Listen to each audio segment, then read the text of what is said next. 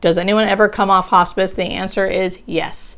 Now, I will say I do see it with specific diseases, and they usually do come back on hospice and eventually die on hospice, but sometimes they come on and come off a few times.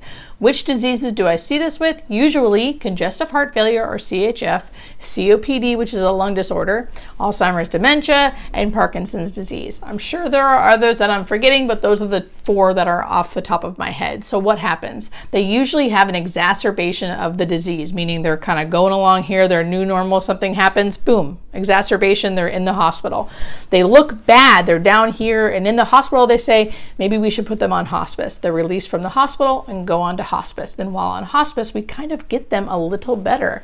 Maybe they don't go back here, but they plateau out here, and then they come off hospice and ride that plateau until the next exacerbation. Or they get something like an infection or a fall, which sends them to the ER again, and then they come back onto hospice.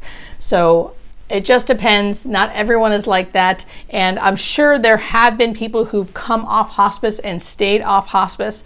I have not seen that, but I'm sure it exists.